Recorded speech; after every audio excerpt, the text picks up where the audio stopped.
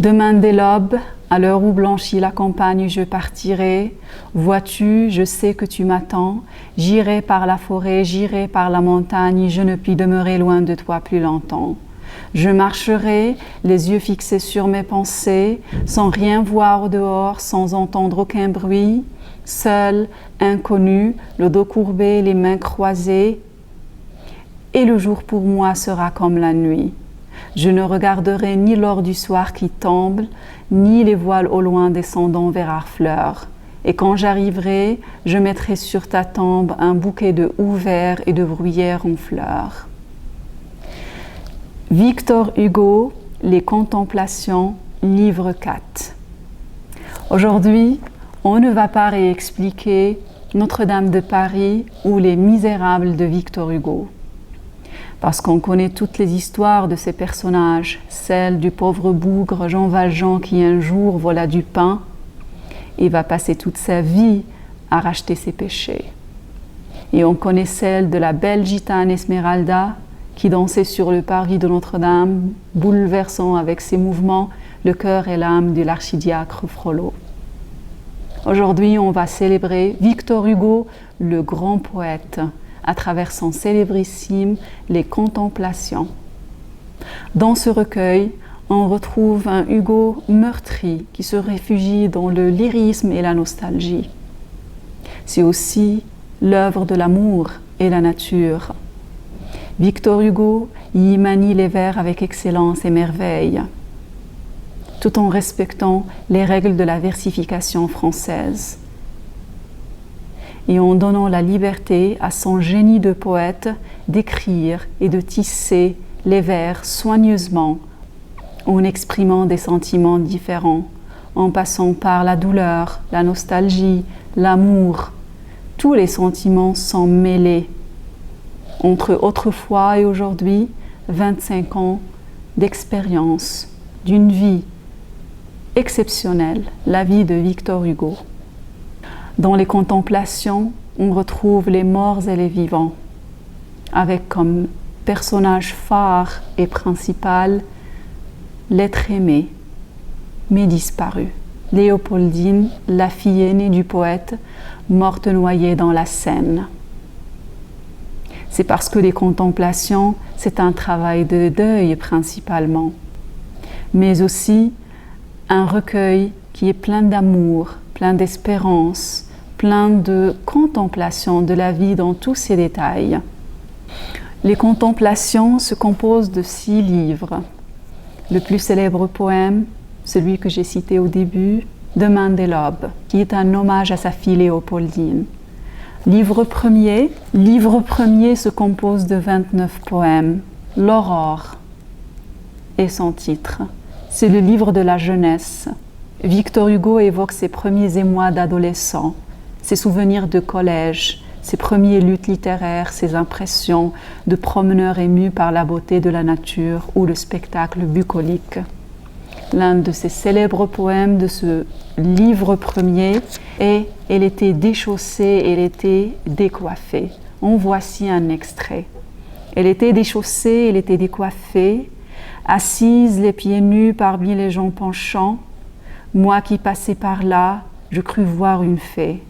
Et je lui dis, « Veux-tu t'en venir dans les champs ?» Elle me regarda de ce regard suprême qui reste à la beauté quand nous en triomphons. Et je lui dis, « Veux-tu, c'est le mois où l'on aime, veux-tu nous en aller sous les arbres profonds ?» Elle essuya ses pieds à l'herbe de la rive. Elle me regarda pour la seconde fois, et la belle folâtre alors devint pensive. Oh, comme les oiseaux chantaient au fond des bois, comme l'eau caressait doucement le rivage. Je vis venir à moi dans les grands roseaux verts la belle fille heureuse, effarée et sauvage, ses cheveux dans ses yeux et riant. Livre 2 se compose de 28 poèmes.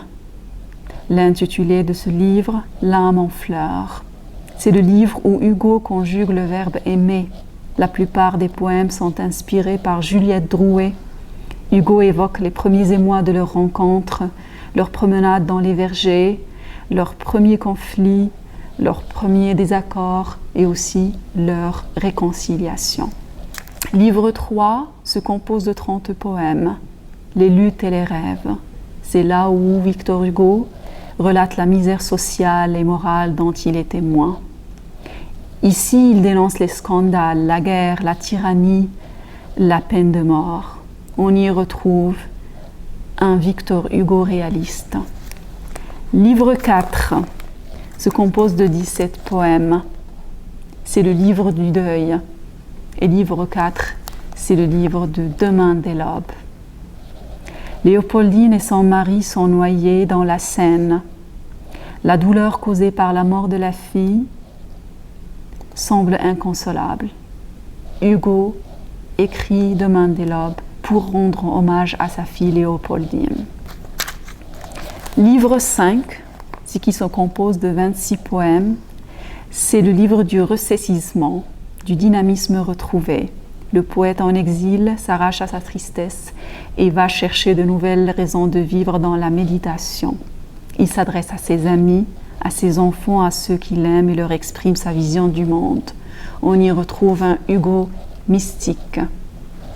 Livre 6, dernier livre, se compose de 26 poèmes. Au bord de l'infini, c'est le livre de la méditation métaphysique, recueil peuplé de spectres, d'anges, de fantômes et d'esprits. Le poète hésite entre l'angoisse et l'espérance, et cette dernière semble l'emporter. Voici un extrait du dernier livre des Contemplations, à celle qui est restée en France. Mets-toi sur ton séant, lève tes yeux, dérange ce drap glacé qui fait des plis sur ton front d'ange. Ouvre tes mains et prends ce livre, il est à toi. Ce livre où vit mon âme, espoir, deuil, rêve, effroi. Ce livre qui contient le spectre de ma vie, mes angoisses, mon aube, et hélas, de pleurs survie, de pleurs suivis, l'ombre et son ouragan, la rose et son pestil. Ce livre azuré, triste, orageux, d'où sort-il? D'où sort le blême éclair qui déchire la brume? Depuis 4 ans, j'habite un tourbillon d'écume. Ce livre en a jailli, Dieu dicté, j'écrivais. Car je suis paille au vent. Va, dit l'esprit, je vais. Et quand j'eus terminé ces pages, quand ce livre se mit à palpiter, à respirer, à vivre, une église des champs que le lierre verdit. Dans la tour sans l'heure à mon néant m'a dit. Ton cantique est fini, donne-le-moi, poète. Je le réclame, m'a dit la forêt inquiète, et le doux pré fleuri m'a dit, donne-le-moi. Voici le recueil des Contemplations de Victor Hugo. Si vous ne l'avez pas encore lu, lisez-le. Si vous l'avez déjà lu, relisez-le encore. Siam de l'Alliance française de Calgary.